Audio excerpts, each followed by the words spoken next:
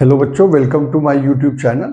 हम लोग work power energy study कर रहे हैं और इससे पहले वाले क्लासेस में हमने कंजर्वेशन ऑफ एनर्जी कंप्लीट किया था और आज हम कोलिजन्स के बारे में डिस्कस करेंगे कि कितने टाइप्स के कोलिजन्स होते हैं और उस पर कुछ क्वेश्चंस। उससे पहले हम लोग एक दो और कंजर्वेशन ऑफ एनर्जी पे क्वेश्चन देखते हैं।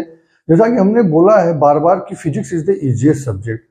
आप देखो कि क्वेश्चन देखने में थोड़ा सा मतलब इंटरेस्टिंग भी आपको रहेगा और थोड़ा सा टफ भी लग सकता है, बट उसका सोल्यूशन, उसको प्रॉब्लम सॉल्व करने कितना ही सिंपल है कि कहीं पे भी कोई दिमाग लगाने की जरूरत नहीं, बस आपका कॉन्सेप्ट क्लियर होना चाहिए। कॉन्सेप्ट क्लियर रहेगा, बहुत ही इजी उसका सोल्यूशन आपको समझ में आएगा। आप देखिए, जैसे इस तरीके का एक डायग्राम बना हुआ है कि ये सिचुएशन है, एक हमारा ऑब्जेक्ट है जो कि यहाँ पे रखा हुआ है। इस तरीके से एक कर्व्ड एक डायग्राम बना हुआ है, यहाँ पे एक ऑब्जेक्ट रखा हुआ है। अब ये ऑब्जेक्ट यहाँ इनिशियली रेस्ट पोजीशन पे है, ये यहाँ से मूव करना शुरू करता है। तो हम ये जानना चाहते हैं कि बताइए कि बी पॉइंट पे वेलोसिटी क्या होगी। अब देखिए, कंजर्वेशन ऑफ एनर्जी में हमने केवल इतना ही बताया, वेलोसिटी पूछा, इसका मतलब कि energy, conservation of energy kinetic energy, velocity का मतलब काइनेटिक एनर्जी। और आपको हमने पहले ही डिस्कस कर चुके हैं प्रीवियस क्लासेस में, प्रीवियस वीडियोस अगर आप देखोगे कि इस पॉइंट पे जहां दो पॉइंट है, एक ए पॉइंट है और एक बी पॉइंट है, तो अगर ये दो पॉइंट है, इन दोनों पॉइंट पे हमारा कंजर्वेशन ऑफ एनर्जी अप्लाई होगा। मींस यहां पे total energy equal B point पे total energy, means kinetic energy at point A plus potential energy at point A, this equal kinetic energy at point B plus potential energy at point B. बस यही है conservation of energy, इतना ही simple है। बस इतना ही हर जगह हमें apply करना है। अब हमें बस देखना है इस पॉइंट ए पे, देखिए इस पॉइंट ए पर हमारी वेलोसिटी क्या है, जीरो है, क्योंकि इनिशियली रेस्ट पे है, रेस्ट से ये मूव करना स्टार्ट करता है, तो इनिशियली वेलोसिटी क्या है, जीरो है। तो अगर वेलोसिटी जीरो, इसका मतलब kinetic energy zero, half mv square A point पे। अब हम पोटेंशियल एनर्जी, दूसरी हमारी क्या बची, पोटेंशियल एनर्जी। आप देखो कि हमने पहले आपको बोला कि कोई भी ऑब्जेक्ट अगर सरफेस से कुछ हाइट पे रखा हुआ है तो इसका मतलब कि उसमें पोटेंशियल एनर्जी है।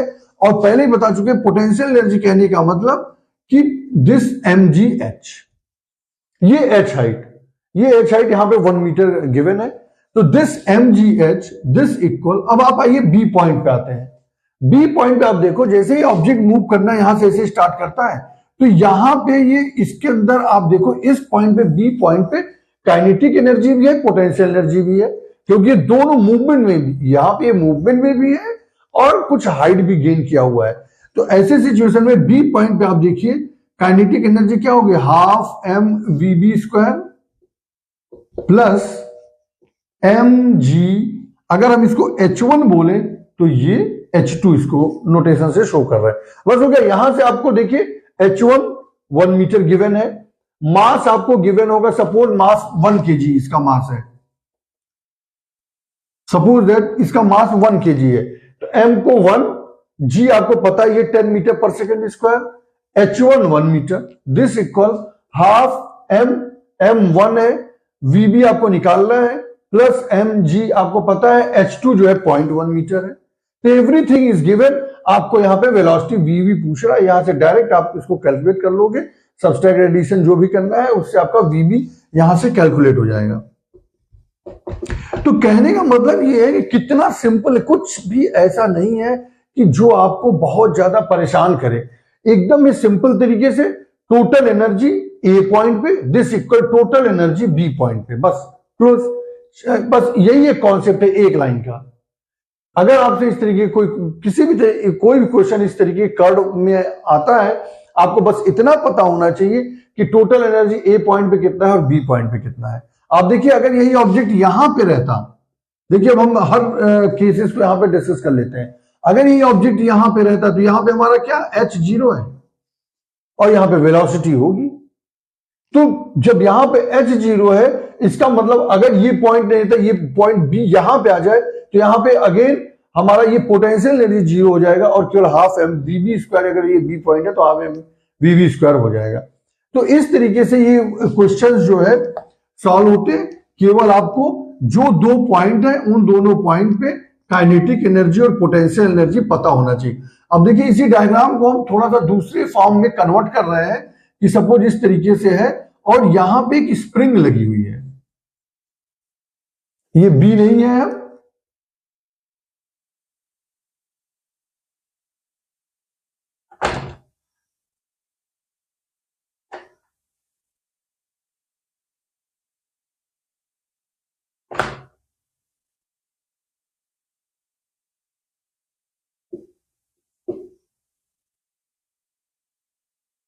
ये ए पॉइंट है, एक ऑब्जेक्ट है जो कि इस कर्व सरफेस के टॉप पॉइंट पे रखा हुआ है, इनिशियली रेस्ट पे है। ये ऑब्जेक्ट यहां से मूव करता है। ये क्या पूछ रहा है, यहां पे एक स्प्रिंग लगी हुई है, क्वेश्चन क्या है कि कितना कॉम्प्रेस करेगा एक्स। जैसे यहां से मूव होगा कि स्पीड इसकी इंक्रीज होती जाएगी, इस पॉइंट पे आके स्प्रिंग को ये कॉम्प्रेस करेगा। तो कॉम्प्रेस करेगा तो कितना कॉम्प्रेस कर रहा है वो एक्स डिस्टेंस हमको कैलकुलेट करना है। अब आप देखिए देखने में तो थोड़ा सा अच्छा क्वेश्चन है, देखने में तो आपको थोड़ा सा लग रहा है कि कैसे सॉल्व होगा, बट देखिए जब सॉल्यूशन इसका कितना इजी है, वेरी वेरी इजी क्वेश्चन। ये सब एससी वर्मा के क्वेश्चन है कॉन्सेप्ट ऑफ फिजिक्स के। तो कहने का मतलब केवल आप एक चीज याद रखो कि कॉन्सेप्ट को आप क्लियर रखो। कॉन्सेप्ट क्या है, एक पॉइंट ए ये और एक पॉइंट बी ये है। इस पॉइंट पे टोटल एनर्जी इक्वल इस पॉइंट पे टोटल एनर्जी, यही हम बार बार कर रहे हैं। तो आप देखो kinetic energy at point A plus potential energy at point A, this equal kinetic energy at point B plus potential energy at point B. कोई भी किसी भी तरीके की क्वेश्चन हो हम यही लगाएंगे हर जगह पे, यही एक लाइन का कॉन्सेप्ट, यही आपको क्यों समझना है कि देखिए यही किस किस तरीके से फॉर्म में कन्वर्ट होता रहेगा, बस इतना ही है। आप देखिए इस ए पॉइंट पे हमारी वेलोसिटी जीरो, क्योंकि इनिशियली रेस्ट पे है तो काइनेटिक एनर्जी जीरो हो जाएगी। अब इस ए पॉइंट पे हमारा ये हाइट पे रखा हुआ है, पहले ही हमने बोला कि mgh, this equal suppose h height पे रखा हुआ है तो mgh, this equal kinetic energy B point.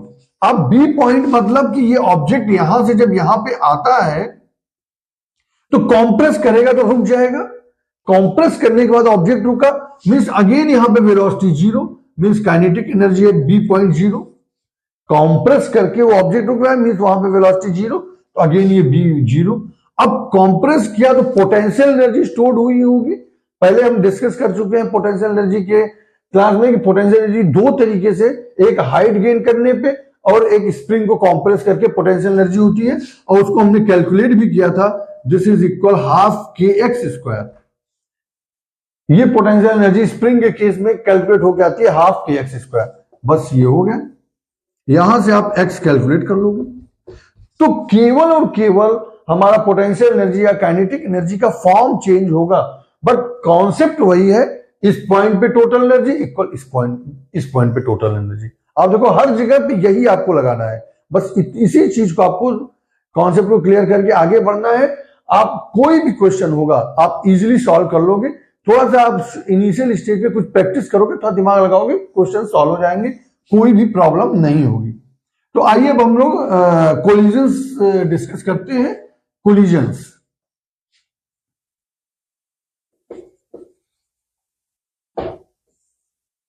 दो टाइप के कोलिजन्स होते हैं, एक इलास्टिक कोलिजन और एक इनइलास्टिक कोलिजन।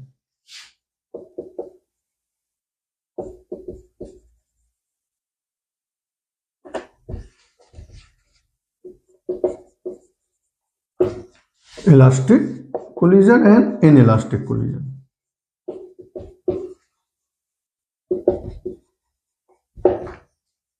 अब देखिए इलास्टिक कोलिजन में no loss of kinetic energy होता है,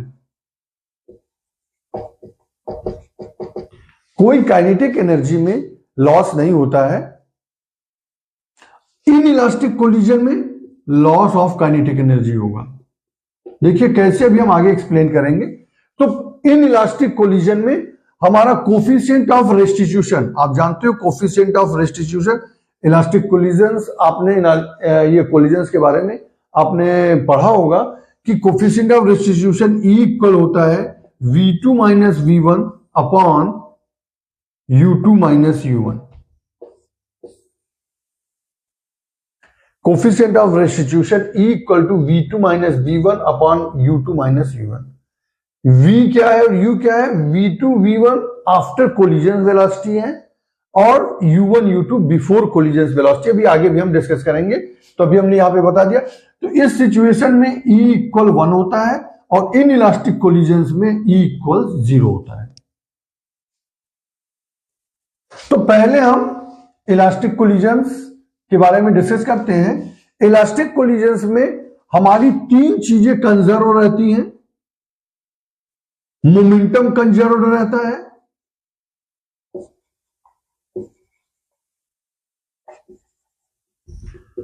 टोटल एनर्जी कंजर्व रहती है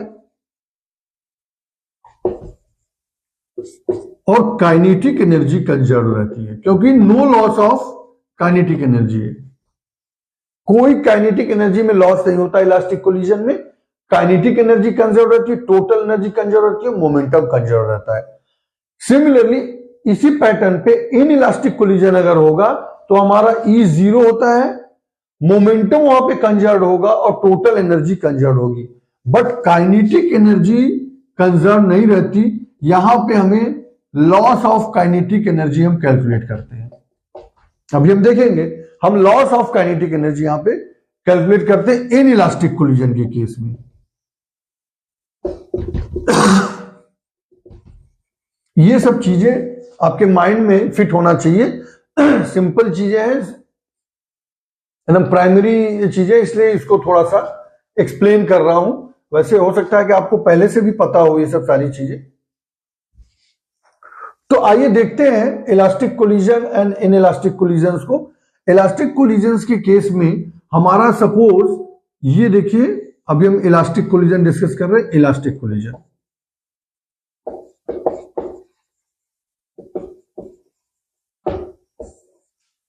एक हमारा A ऑब्जेक्ट है और ये हमारा B ऑब्जेक्ट है।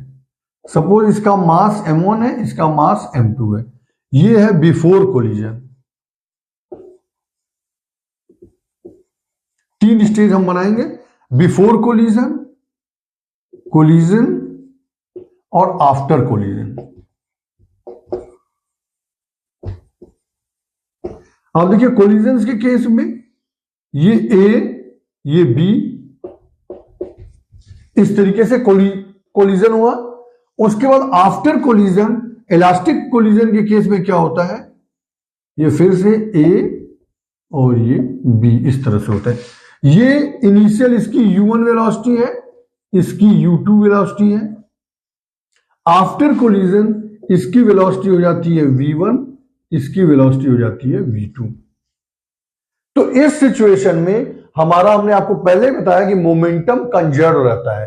मोमेंटम कंजर्व रहने का मतलब कि m1 u1 प्लस, आप जानते हो कि मोमेंटम इक्वल टू क्या होता है, मास इंटू वेलोसिटी। तो before collision equal after collision, momentum before collision equal after collision. Momentum क्या होगा, कंजर्वेशन ऑफ मोमेंटम का तो यही मतलब है ना, m1 u1 plus m2 u2 this equal m1 v1 plus m2 v2। Same kinetic energy भी कंजर्व रहती है। Total energy means kinetic energy. क्यों? क्योंकि केवल लीनियर मोशन हो रहा है, इसमें केवल वेलोसिटी है, इसमें कोई पोटेंशियल एनर्जी की चीज नहीं है। क्योंकि पोटेंशियल एनर्जी अगर हाइट पे रहता तब पोटेंशियल एनर्जी की बात होती है।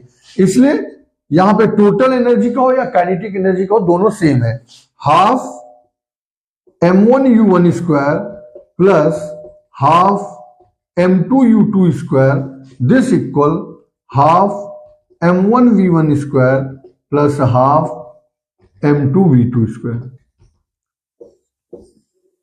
बस यही दो लाइन का कॉन्सेप्ट है। अगर elastic collision in one direction हो रहा है, तो अगर इन वन डायरेक्शन हो रहा है इलास्टिक कोलिजन, तो बस इसी दो लाइन में सारा का पूरा कंप्लीट इलास्टिक कोलिजन कंप्लीट होता है। इसी से आपको कभी V1 पूछ लेगा, कभी V2 पूछ लेगा, कभी U1 पूछ लेगा, कभी U2 पूछ लेगा, मास पूछ लेगा। बस इसी दो कॉन्सेप्ट को लगा के हम सारी प्रॉब्लम को सॉल्व करेंगे। तो ये हमारा elastic collision in one direction हुआ। अब अगर हम इसी इलास्टिक कोलिजन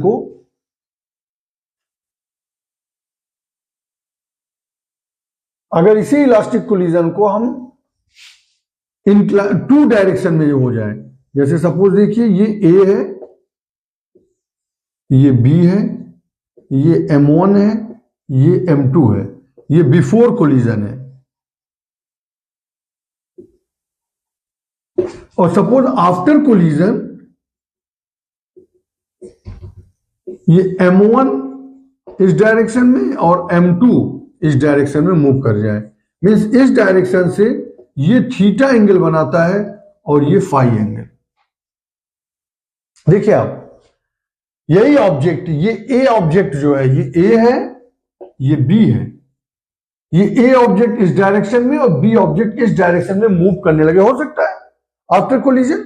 ये एक तो कंडीशन थी इससे पहले वाली कि उसी डायरेक्शन में मूव कर सकता है ऑब्जेक्ट, दूसरी ये सिचुएशन है, ऐसे भी ऑब्जेक्ट मूव कर सकता है। तो हमारा जो वेलोसिटी है वो मोशन के डायरेक्शन में जो इनिशियल है वही हॉरिजॉन्टल मोशन के डायरेक्शन में हमको रिजॉल्व करना पड़ेगा। तो ये हमारा V1 था और ये हमारा V2 था। तो इस डायरेक्शन में हमारा क्या होगा, ये V1 cos थीटा इसका, और इसका क्या होगा V2 cos फाई।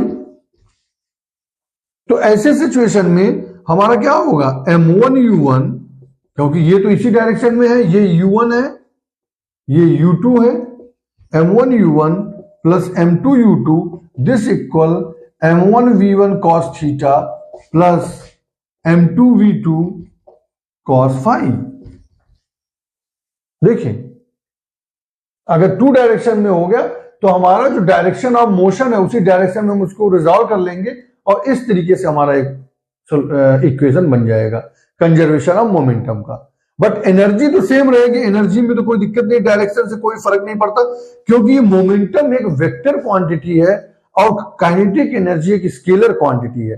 तो काइनेटिक एनर्जी में डायरेक्शन से कोई मतलब नहीं है, इसलिए half M1 U1 square plus half M2 U2 square this equal half M1 V1 square plus half M2 V2 square. देखिए कहीं पे भी एक भी जगह पे किसी भी तरीके का कोई कंफ्यूजन नहीं है, बिल्कुल सिंपल चीज है। कैसे हम कौन सी चीज लिख रहे हैं इसके पीछे पूरा कॉन्सेप्ट बिल्कुल क्लियर है। ये वेक्टर क्वांटिटी है इसलिए हमको इसको डायरेक्शन के साथ लिखना है, ये स्केलर क्वांटिटी है तो स्केलर क्वांटिटी का केवल मैग्नीट्यूड के साथ ये रहता है, इसलिए यहां पे half M1 V1 square plus half M2 V2 square होगा।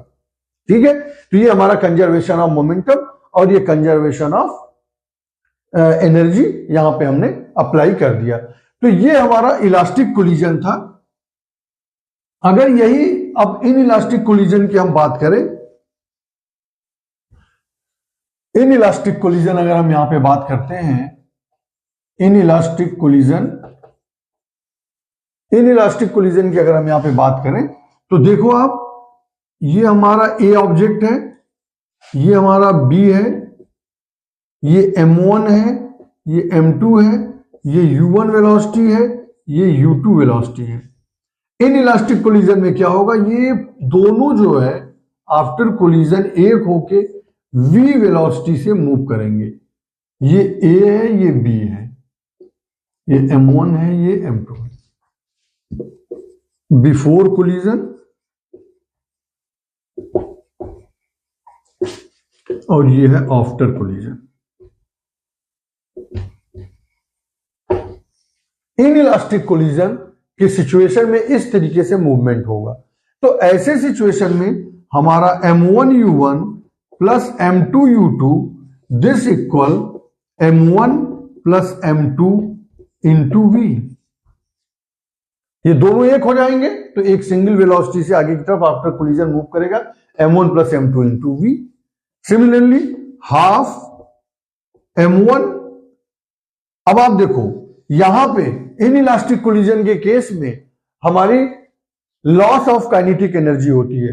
तो इस सिचुएशन में काइनेटिक एनर्जी और इस सिचुएशन में काइनेटिक एनर्जी क्या हो रही है, उन दोनों का जो डिफरेंस होगा वही लॉस ऑफ काइनेटिक एनर्जी हमारी कैलकुलेट होगी। हमने आपको पहले ही बता दिया कि इलास्टिक कोलिजन के केस में ही काइनेटिक एनर्जी कंजर्व होती है, कोई no loss of kinetic energy होता है।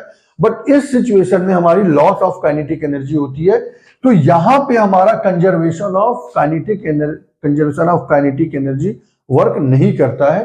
तो इसलिए यहां पे हम इस सिचुएशन की एनर्जी निकालेंगे, हाफ m1 u1 स्क्वायर और half m2 u2 square plus this, और इस सिचुएशन के आफ्टर कोलिजन की निकालेंगे half m1 plus m2 into v square. दोनों का जो डिफरेंस होगा वो लॉस ऑफ काइनेटिक एनर्जी यहां से कैलकुलेट होता है इन इलास्टिक कोलिजन के केस में। सेम ये तो सिंगल डायरेक्शन है, अगर यही हमारा इंक्लाइंड प्लेन में मल्टीपल डायरेक्शन हो जाए, अगर यही ऑब्जेक्ट अगर हमारा ये हो इस तरह से, suppose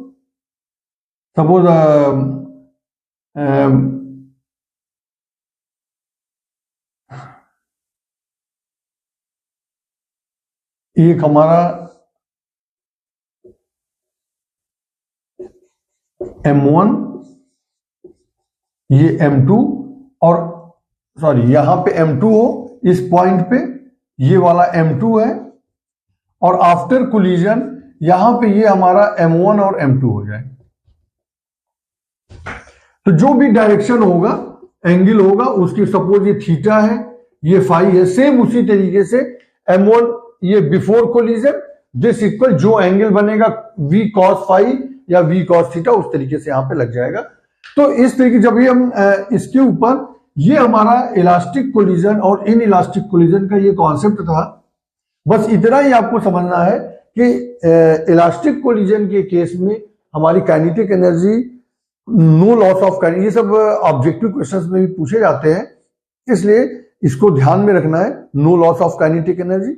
but inelastic collision के केस में हमारी लॉस ऑफ काइनेटिक एनर्जी होती है, और ऐसे सिचुएशन में हम लॉस ऑफ काइनेटिक एनर्जी जो बिफोर कोलिजन है और जो आफ्टर कोलिजन है, दोनों हम काइनेटिक एनर्जी निकालते हैं और वो सब्सट्रैक्ट करते हैं, तो वहां से हमें लॉस ऑफ काइनेटिक एनर्जी मिल जाती है। तो इसके साथ ये हमारा chapter work power energy, actually में एस.सी. वर्मा साहब के बुक में आप देखोगे कॉन्सेप्ट ऑफ फिजिक्स में, तो वर्क एंड एनर्जी चैप्टर का नाम लिखा हुआ है, क्योंकि power means work done per unit time is power, इसलिए एक्चुअली में पावर मीन्स वर्क, तो इसलिए वर्क एंड एनर्जी से उन्होंने सारी चीजों को डिफाइन कर दिया है। तो इस तरह से हमारा ये चैप्टर कंप्लीट होता है, और अभी हम नेक्स्ट क्लास में अपने एक पूरा मिसलेनियस न्यूमेरिकल्स, मिसलेनियस क्वेश्चंस को डिस्कस करेंगे, इंक्लूडिंग कोलिजन्स की प्रॉब्लम को लेते हुए हम पूरा इसको न्यूमेरिकल को सॉल्व करके इस चैप्टर को कंप्लीट करेंगे।